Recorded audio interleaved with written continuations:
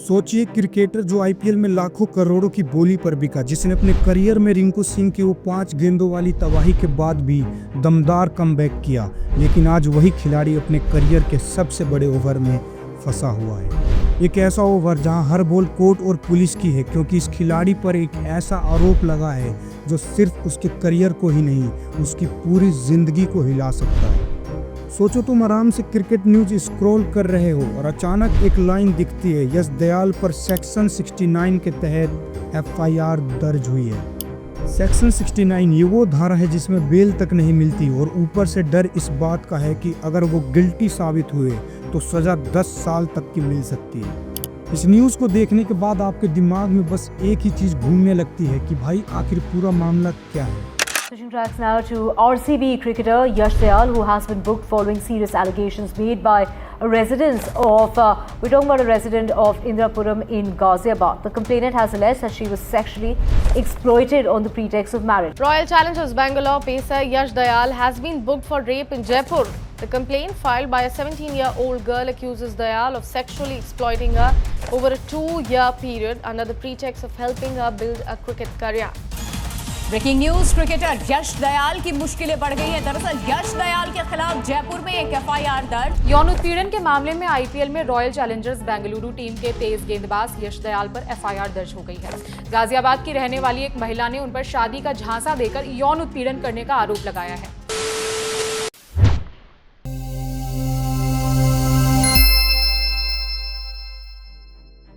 तो बात शुरू होती है 2020 में, जब गाजियाबाद की एक लड़की उज्ज्वला सिंह यश दयाल से इंस्टाग्राम पर मिलती है।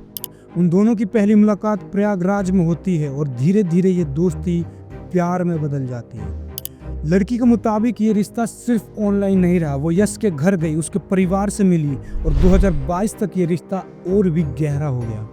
लड़की का कहना है कि वो यश की फैमिली के साथ आईपीएल 2022 का फाइनल मैच भी देखने गई थी।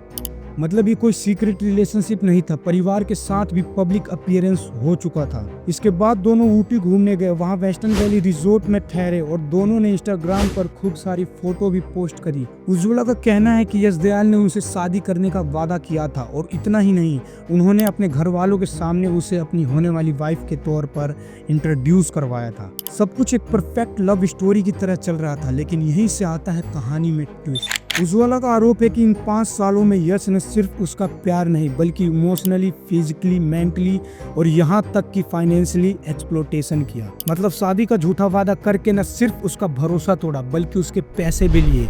और इतना ही नहीं, इस दौरान यश दूसरी लड़कियों के साथ भी ऐसा ही गेम खेल रहा था। यहाँ क्रिकेट का ही नहीं भाई, कुछ और ही मैच चल रहा था। फरवरी 2025 की बात है, दोनों साथ में एक आरसीबी प्लेयर की शादी में गए थे और उसी शादी में उन दोनों ने भी शादी करने का फैसला किया था। और उज्ज्वला को लगा कि ये रिश्ता अब एक नए लेवल पर पहुंचने वाला है, लेकिन इसके बाद जो हुआ उसने कहानी को और भी ज़्यादा उलझा दिया। उज्ज्वला का कहना है कि एक दिन उसे दूसरी लड़की का मैसेज आया और उस लड़की का दावा है कि यश का उसके साथ भी अफेयर चल रहा है, और इस बात का उस लड़की ने सबूत भी भेजा। इतना ही नहीं, उस लड़की ने बताया कि वो 3 और लड़कियों से मिली और उन लड़कियों का कहना है कि यश ने उनके साथ भी यही लव एंड शादी वाला गेम खेला है। और यहाँ से कहानी का चेहरा पूरी तरह बदल गया। उज्ज्वला के मुताबिक 14 जून 2025 को उसने हिम्मत जुटाकर वुमेन्स हेल्पलाइन नंबर पर कॉल किया। उसे लगा कि अब इंसाफ मिलेगा, लेकिन इसका उल्टा हुआ। पुलिस ने कोई सख्त कदम नहीं उठाए। इससे वो और ज्यादा फ्रस्ट्रेट हो गई। उसने सोचा अब बस सीधा ऊपर तक जाना पड़ेगा। उसने उत्तर प्रदेश के सीएम ऑनलाइन ग्रीवेंस पोर्टल पर पूरी डिटेल के साथ कंप्लेंट डाली, और सिर्फ शिकायत ही नहीं, सारे सबूत भी दिए, chats, screenshot, call records, photo, सब कुछ। इसके बाद गाजियाबाद पुलिस हरकत में आई। उज्ज्वला का स्टेटमेंट रिकॉर्ड किया गया और यश दयाल को नोटिस भेजा गया। उज्ज्वला ने अपने एलिगेंस को दोहराते हुए कहा कि यश ने उसका और दूसरी लड़कियों के साथ एक्सप्लोटेशन किया है। इसके बाद 7 जुलाई को यश के खिलाफ इंदिरा पुलिस स्टेशन में एफआईआर दर्ज हुई सेक्शन 69 के तहत। इस सेक्शन है सेक्सुअल एक्सप्लोटेशन के लिए, जिसमें झूठे शादी के वादे के अंदर किए गए एक्ट्स कवर होते हैं। ये नॉन बेलेबल होता है और इसमें 10 साल तक की सजा हो सकती है। Non bailable in the sense कि एक्यूज के पास ऑटोमेटिक राइट टू बेल नहीं है, ये डिसीजन कोर्ट डिसाइड करता है। इसके बाद कहानी में एक और ट्विस्ट आता है। यश ने हार मानने के बजाय पलटवार कर दिया। 9 जुलाई के आसपास यश ने उस लड़की के खिलाफ FIR दर्ज करवा दी। यश का कहना है कि उस लड़की ने उनका आईफोन और लैपटॉप अपने पास रख लिया है और झूठे बहाने से उनसे लाखों रुपए लिए हैं।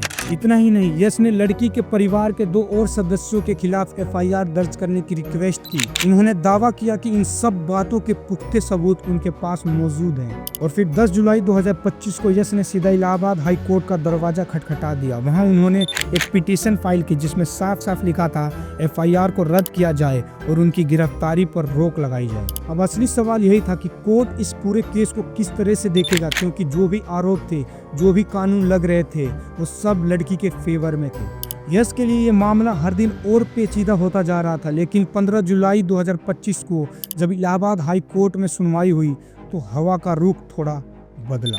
जस्टिस सिद्धार्थ वर्मा और जस्टिस अनिल कुमार की बेंच ने यश दयाल की गिरफ्तारी पर अगली हियरिंग तक स्टे ऑर्डर दे दिया, यानी फिलहाल उन्हें अरेस्ट नहीं किया जा सकता।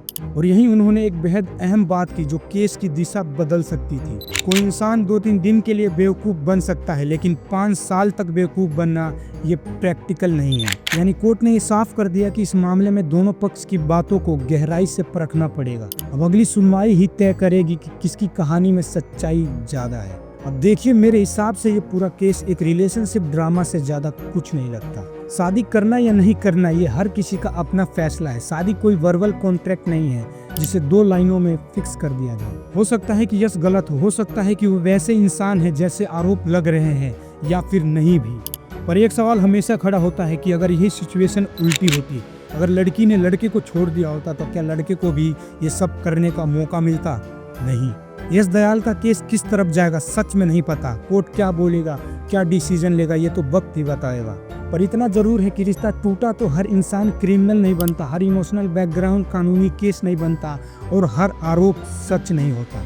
बाकी सच जो भी हो उसे सामने आना चाहिए। यश दयाल सही हैं या गलत, ये कोर्ट तय करेगा। बाकी तुम बताओ, क्या ये सच में एक्सप्लोटेशन है या फिर ब्रेकअप का बदला?